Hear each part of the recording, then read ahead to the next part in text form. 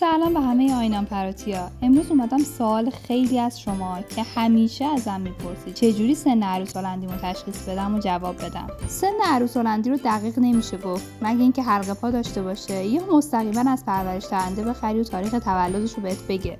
اما از روی ظاهر، خصوصیات رفتاری و سلامتی عروس هلندی میتونیم حدس بزنیم که سنش زیر 9 ماه، بین 9 ماه تا 2 سال یا بالای 2 سالشه. پس تا آخر ویدیو با من همراه باش.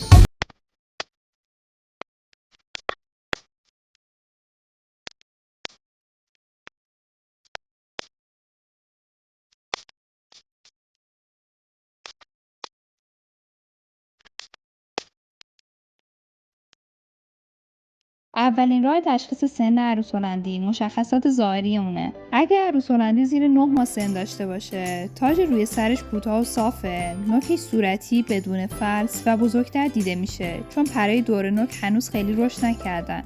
طول بدنش 17 سانته، خال روی صورتش کوچیکه اما چشمش مثل نوکش بزرگتر دیده میشه چون پره‌ی دور چشمش به اندازه کافی رشد نکردن. پوست پاش صورتی و بدون فلس، ناخناش کوتاه و سالم و پرهای عروس هلندی تا قبل از پریزی اول دارای رگه‌ها و خطوط زیادیه اما شفافیت کمتری داره. عروس هلندی بین 9 ماه تا 18 ماه دارای تاج بلند و خم شده به سمت عقب، نوک بلندتر، تیره‌تر و دارای فلس بیشتر و سایز نوک و چشم کوچیک‌تر از عروسای زیر 9 ماه چون که پرهای دور چشم و نوک به اندازه کافی رشد کرده. طول بدنشون 30 تا 35 سانت و طول دم آنها از طول بدنشون بلندتره. خال روی صورتشون بزرگتر، پوست پاشون تیره‌تر و دارای فلس بیشتر و ناخناشون بلندتر و خم شده به سمت عقبن و پرهای آنها بعد از پریزی اول شفافتر و براق‌تر اما رگه‌ها و خطوطاش کمتر میشه. در عروسای ماده هم از روی استخوان لگن میشه سنش رو تشخیص داد که اگه فاصله بین دو استخوان لگن به اندازه یه انگشت باشه یعنی سن عروس از 18 ماه بالاست و آماده تخم‌گذاریه. در عروس هلندی بالای 2 سال تاج خیلی بلند و خمیده روی سر رو میبینید. منقار و ناخناشون خیلی زیاد رشد کردن و گاهی منقارشون به سمت داخل کج شده. فلس و ترک پا و نوک هم توی این عروسا بسیار زیاده و پرهاشون ژولیده، آسیب دیده، نامرتب و کثیفن. چون که دیگه انرژی سابق و واسه آبتنی و پرارایی کردن و حوصله کافی واسه اصلاح کردن نوک و ناخنشون با چوب زیر پاشون رو دیگه ندارن. اگه تا اینجا از ویدیوم خوشت اومده حتما منو دنبال کن، زنگوله رو بزن و قلبم قرمز کن تا بهم انرژی بدی ویدیوهای بهتری برات بسازم. دومین راه تشخیص سن عروس هلندی خصوصیات رفتاری اونه. عروس هلندی زیر 9 ماه بسیار شیطون و بازیگوشن، تحرک بالایی دارن، بسیار کنجکاون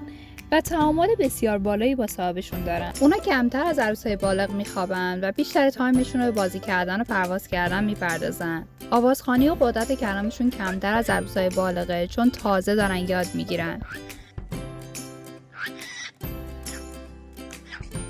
و چون تو همین سن تازه پرواز کردن و یاد میگیرن با اضطراب و ترس پرواز میکنن.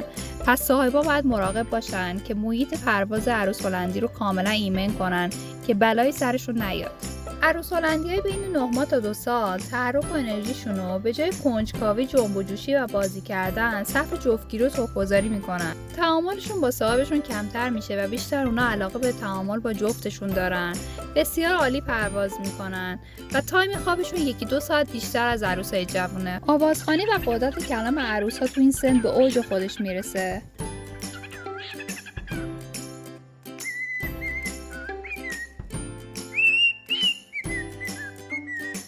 اما بارزترین تفاوت رفتاری بین عروسای جوان و عروسای بالغ رفتارهای اشبازی نر و ماده است که توی نرها از بالای 1 سال و توی ماده از بالای 18 ماه بسیار دیده میشه. رفتارهای اشبازی توی نرها مانند آواز خواندن مداوم،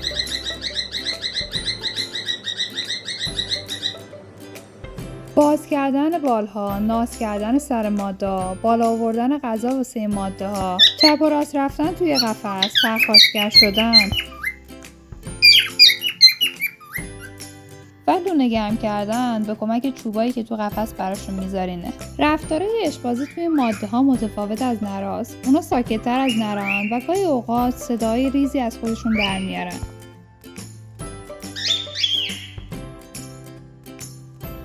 تحرک و پرواز کردنشون کمتر از نراست و اونا گاهی وقتا توی قفس راه میرن یا یه نقطه از قفس میشینن و تمام اون انرژی رو نگه میدارن برای تخم‌گذاری. ماده ها اجازه میدن نرها سرشون رو نوازش کنن و وقتی تایم جفتگیری برسه میبینین که ماده ها دمشون رو به سمت بالا میدن و آماده جفتگیری میشن. و وقتی عروس نر و ماده به کمک همدیگه لونه رو آماده میکنن، عروس ماده رو میبینین که میره داخل لونه و آماده تخم‌گذاری میشه که این رفتار معمولا تو عروس‌های ماده بالای 18 ما مشاهده میکنیم.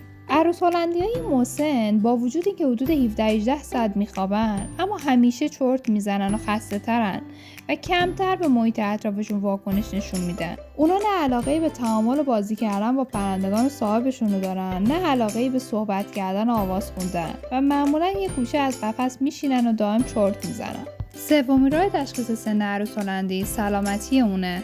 تو این قسمت از طریق سلامتی عروس هلندی میتونیم تشخیص بدیم عروسمون جوونه یا مسنه و سن دقیقش رو نمیشه تشخیص داد. عروسای جوان شاداب، سرحال، سالم، سینه پر، پرهای سالم و شفاف، نوک و ناخن سالم، بینی و چشم بدون ترشح و بسیار پرتحرک، پر انرژی در تعامل، بازی و پرواز کردن هستند. اما عروسای پیر دارای بیماریهای زیادی هستن. نکته جالب در مورد پرندگان اینه که اونا توی طبیعت واسه اینکه شکار نشن بیماری و ضعف خودشون رو تا حد امکان بروز نمیدن. واسه همین اگه از توتیا به خوبی مراقبت نشه، توی گذشت زمان و تو سنین بالا بیماری‌ها کم کم نمود پیدا میکنن. عروس هلندیایی که تو طول زندگیشون غذاشون فقط دونه و تخمه بوده، معمولاً به کبد چرب و چاقی دچار میشن. و اگه مشکلات تغذیه‌ای توأم بشه با بیماری‌های عفونی و انگلی، ممکنه پرنده دچار سینه کاردی بشه، یعنی که بافتای مایچه‌ای دور سینه کم کم تحلیل میره و ممکنه پرنده تلف بشه. در عروس هلندیای مسن عفونت‌های تنفسی و قلبی خیلی شایع‌اند و شما گاهی وقتا ترشحات و التهاباتی در چشم و بینی و شاید گاهی سنگ بینی در اونا ببینید که به دلیل زندگی کردن در محیط‌های نامناسب و تغذیه نامناسب، بالاخص تغذیه فاقد ویتامین آ می باشد. یکی دیگه از مشکلات دیگه که عروس‌های مسن بهش دچار میشن، بی‌اشتهایی یا بدغذا شدنه که این موضوع باعث میشه مواد مغذی لازم به بدنشون نرسه و گاهی مانع رشد پرهای جدید میشه. و اگر در اثر اتفاقی پرهاشون شکسته باشه، ترمیمشون به خوبی انجام نمیشه و شما شاهد پرهای فرسوده و شکسته توی عروسای مسن بیشتر از عروسای جوان هستین. خب از الان به بعد دیگه سن عروس هلندی تو خودت میتونی تشخیص بدی. تا ویدیوی بعدی، بدرود.